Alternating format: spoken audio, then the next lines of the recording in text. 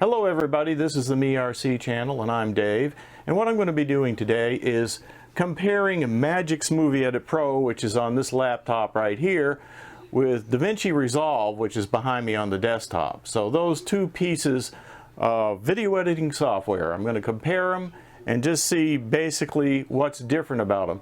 And I know some of my viewers have been using Magix Movie Edit Pro, so they might be interested to see what DaVinci is like because it is free. The DaVinci Resolve is free, but the studio version of it you got to pay for. But I'm using the free version, so let's just take a look at it and see what the differences in the editing functions are between it and Magix Movie Edit Pro.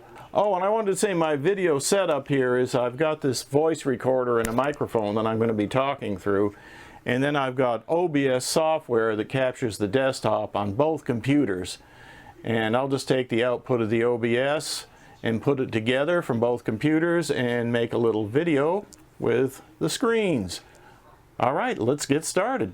Okay, we're starting with Magix Movie Edit Pro and just looking at the differences with Resolve. So with Magix Movie Edit Pro, when you start a project, you're usually on the timeline, which is this icon right here, which brings you to this screen for the arranger. And then you can bring in your videos.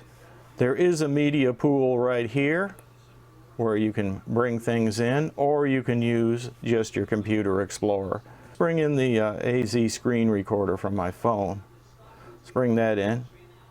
I'll go ahead and just adjust the project to the video. Alright, now let's go back and we'll get the hat cam footage right here. Just bring that in. Yeah, the hat cam footage I'm going to want actually below it right here.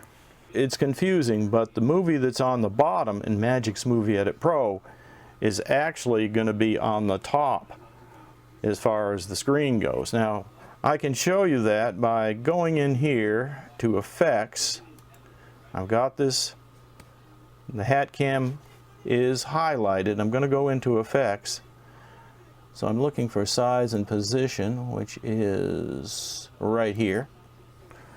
Okay. Now I can go ahead and change this video down a little bit and position it. And you can see the hat cam is under the phone. And then if I bring my marquee over, you can see how it would look.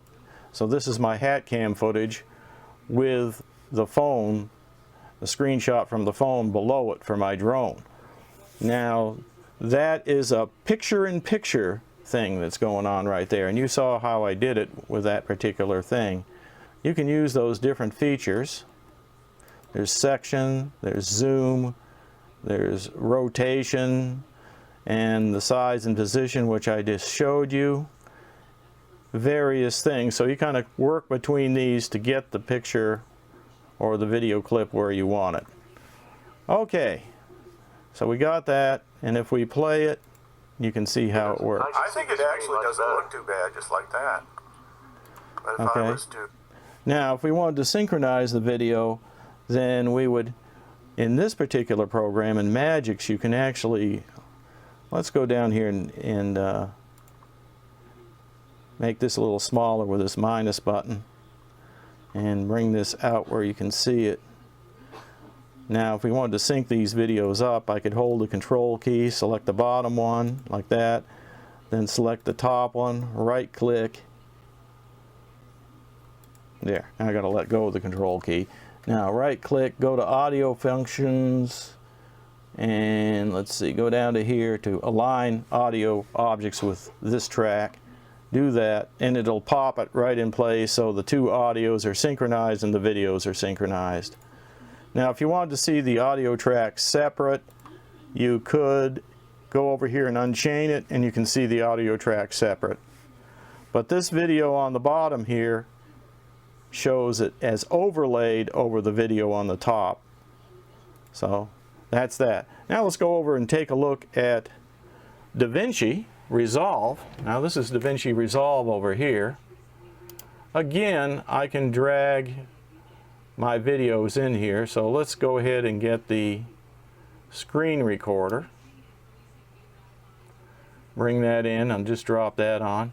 One thing in DaVinci is, you notice it starts at 1 here instead of 0. I don't know why that is.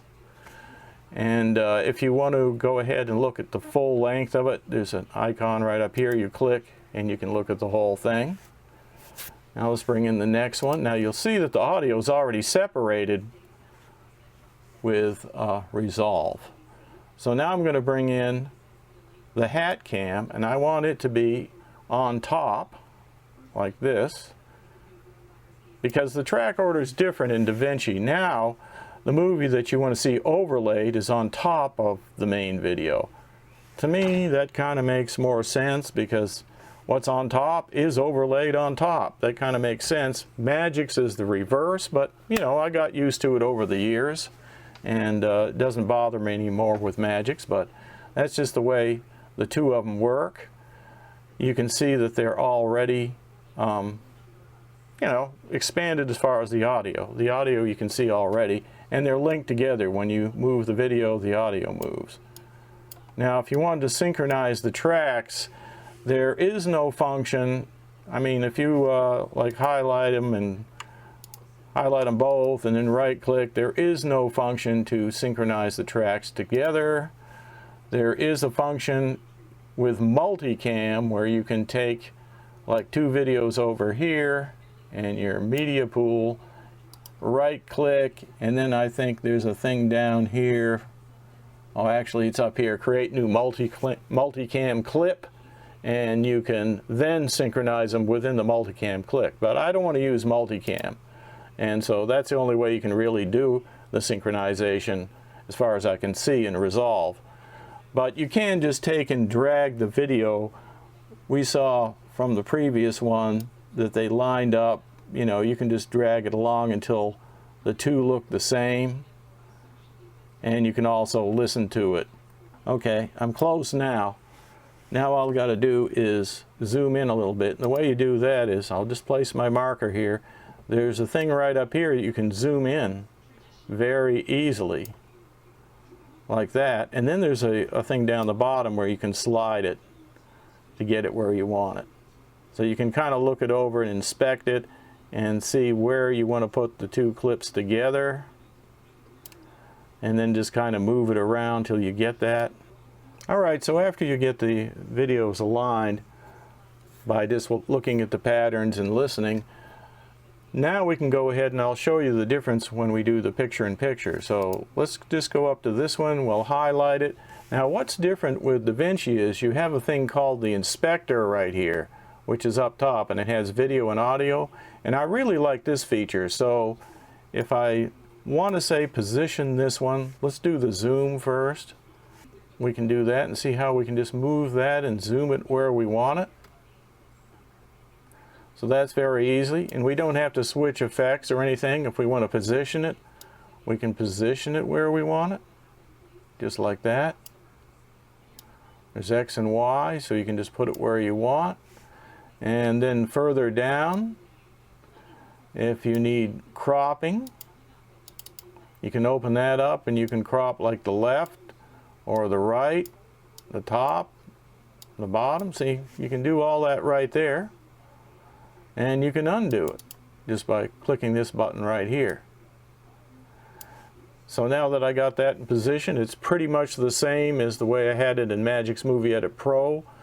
But I kind of feel like I was able to do it quicker this way, because everything's right in this little window as far as the effects for the video objects.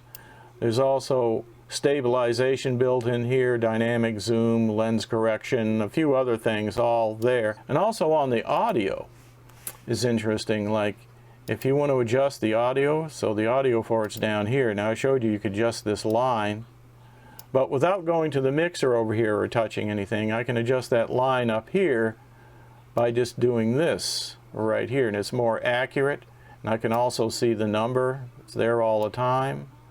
You can pan the audio, you can change the pitch if you want to disguise your voice or something like that, and there's an equalizer right here. So everything with the video and the audio, most of the common functions are right here in the inspector, which makes it kind of nice. Alright, let's go back to Magix Movie Edit Pro. Okay, back here on Magix Movie Edit Pro, say that we got the two clips synchronized and all, and now we just want to trim it. With the trim button, we have to highlight what we want to trim, say this one, hold the control key, select that one, and then we just come up here and find the scissors and click trim, like that, and then we can delete the objects, and just delete the objects like that with the delete key, and do the same thing on the other end. Trim. Now if you want to undo a feature, you just do here undo. Another way you could trim it is grab this and just drag it over like that. And if you want to trim multiple tracks at the same time, you can. Just don't highlight one of them, and then click the scissors. And if you want to move all of them over when you delete a section, you just click this as the mouse mode is all track, and then when you delete these, it'll move over. See how that whole thing shifted to the right? So if you had one in the middle you wanted to delete, you could just trim here, and then have that on multi-track. Delete them. I just highlight them all, delete them, and they move right in. So that's how that works. Now let's go back to DaVinci. You can see I don't know as much about DaVinci as Magix because I'm just getting used to DaVinci. Now with DaVinci you can also trim off the sections. You can do this, and then you click the razor blade, and you notice nothing happened. What you have to do is once you click the razor blade, you bring it down to where the marquee is, click that, and then they're gone.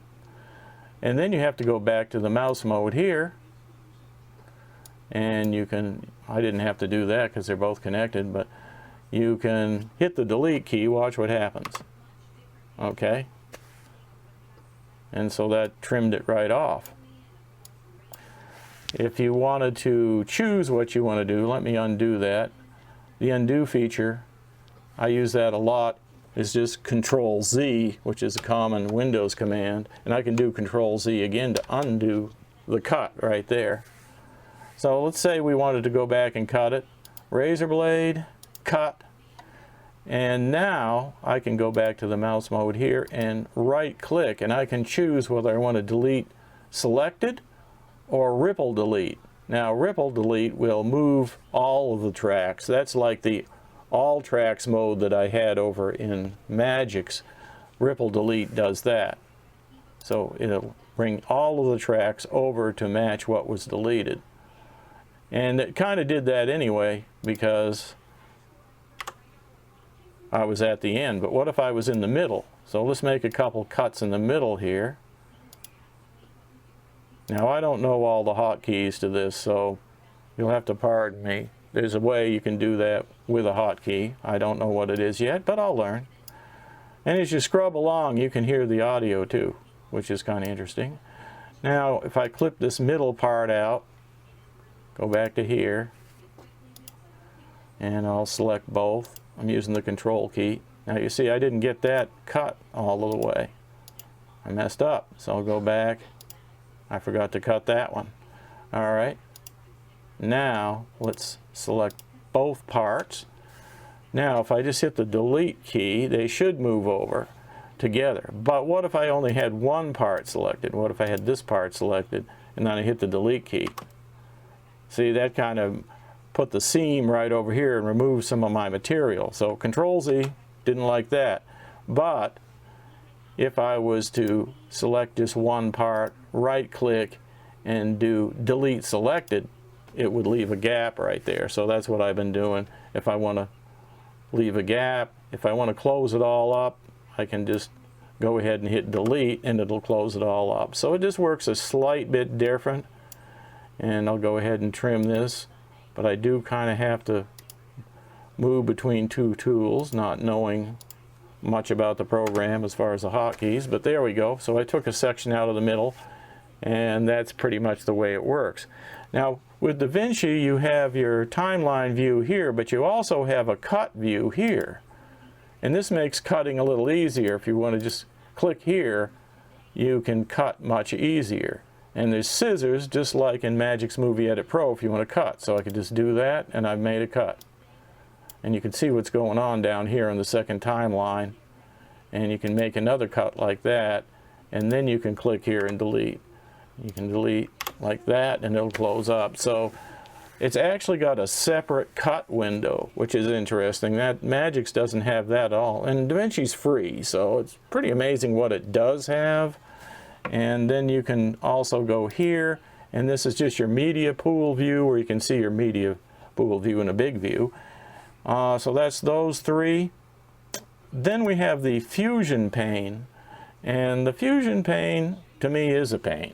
I mean, this is going to be a whole new learning curve, but you can actually take these modules and link them together to get all these special effects. They have a whole bunch of effects up here you can pick, and you basically build this lattice with all these connections and all these modules, and you can do fantastic things with it. I don't understand it right now, but you don't really need it just to edit a video. It's more for special effects.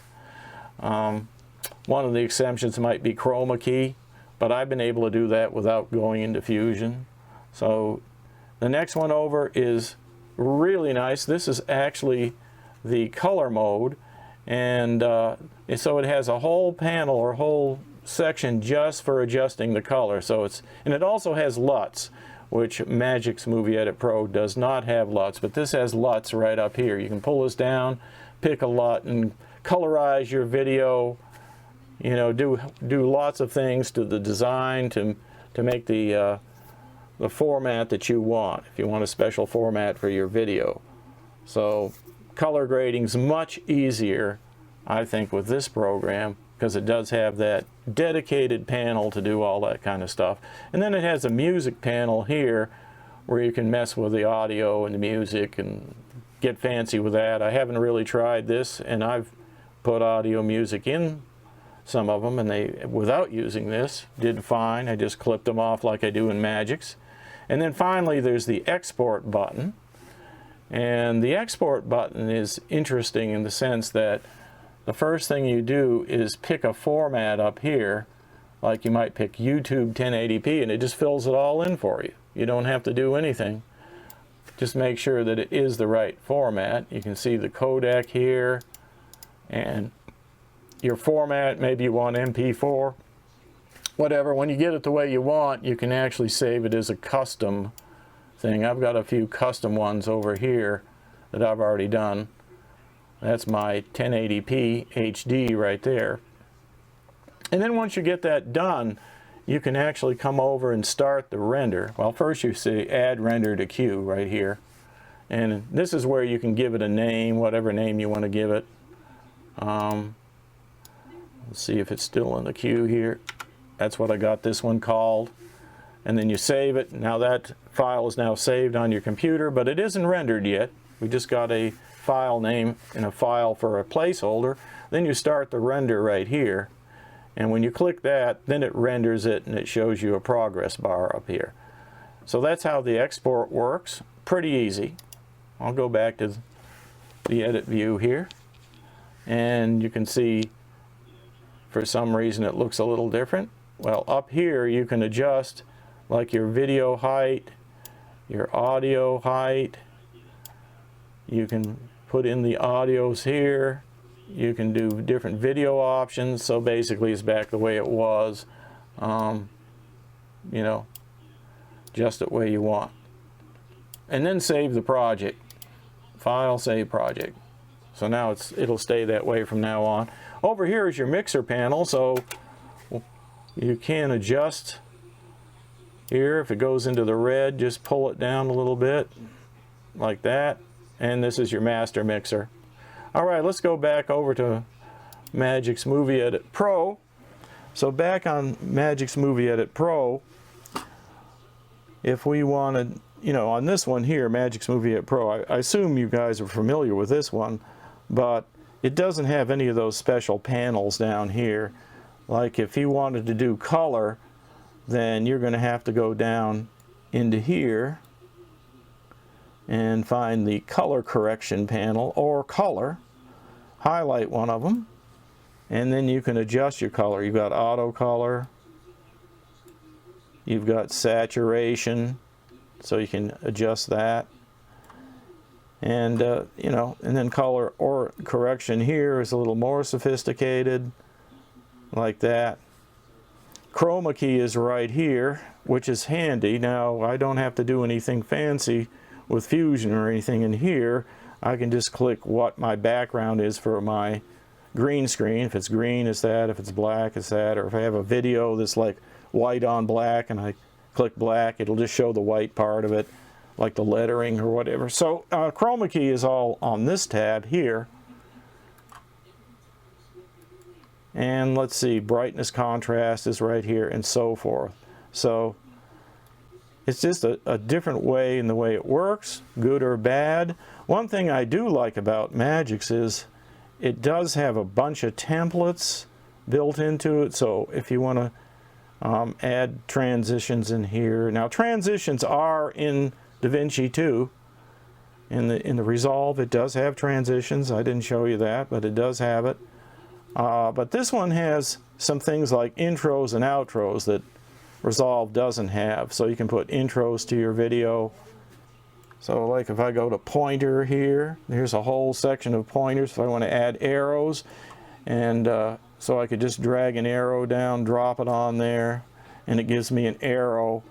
And then I can go back to effects and size it, and I'll do whatever I want to place that arrow where I wanted it to be.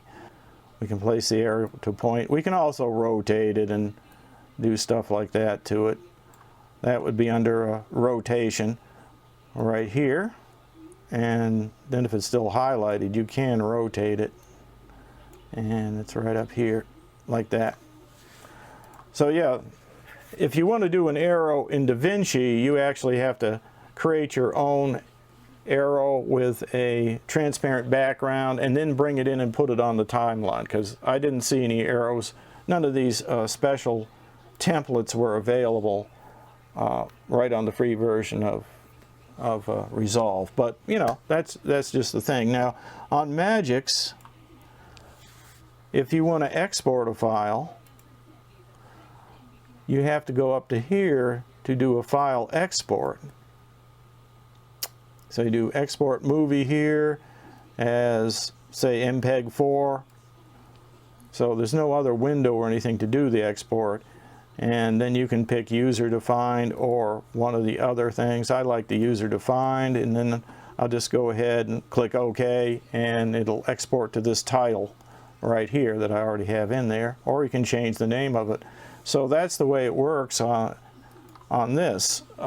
Is it better? I don't know. It's just a matter of what you get used to on these different programs. Now if I wanted to say put an intro in here, let's see, I'll go to effects, templates. But anyway, you could drag an intro in there and put it in. And then that places that intro, and then you can type what you want on here. I think actually you have to be back in text to do that. We want to be down on this intro down here. There it is. Now we can do the text. I can put an ERC in there, whatever I want to do. So that's how the intros work. You also have outros. And so let's go back over to DaVinci Resolve right here. And this is DaVinci Resolve 16. We do have titles and text right here.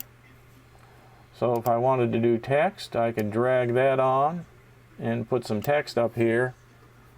And then I could give it a name like ERC for that.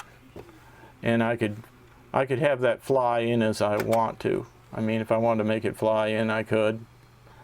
Let's zoom in a little on that. Right there. Right now you see it's not moving. But it's interesting if you highlight the text and you come over to the inspector So let's see what we got here. See, here's the positions and stuff like that. Size, tracking, position. Okay, here's the position right here. So if I was to take like this and move it over here and maybe down here, and then I set a keyframe like that, keyframe's now on, and in fact I can hit this right here. Let's see if that's not the one, this little speaker. Now you can see the keyframe marks right there. So now I can move forward a little bit and then position that text in a different place, like in the middle here, and then go back and go to the size, increase the size. I think we can get away with that. Let's see. Let's just see. I've got two keyframes. I don't know if the size will come into play or not, but anyway, see, it moves right in like that. So you can kind of make your own intros and customize them with text and things like that. There's also different types of titles here that you can just drag in for different effects. Like, see that right there? So there's one you could use right there at the beginning of your movie. So I would think that these things here were synonymous with the captions and intros for Magix, although they're called Fusion titles, but you know, they're more than just titles. So speaking of Fusion, if we take this title that we just put in and look at it again, if we play it, we can see that there are 5 titles flying in like that. And that brings us back to Fusion. All right, let's go ahead and stop it. Now I do have it highlighted. I'm going to go down to the Fusion tab. And by the way, the Fusion tab is up here in a smaller version.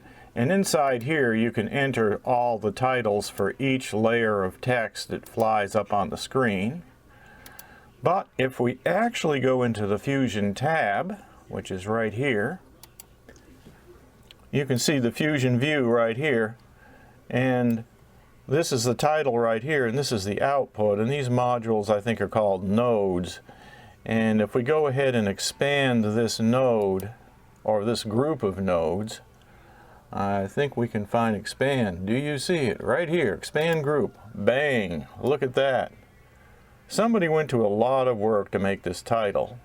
But it just shows you what you could do if you want to get creative in Fusion. You could do all kinds of things in Fusion. And I've seen some fantastic things that people give tutorials on the internet.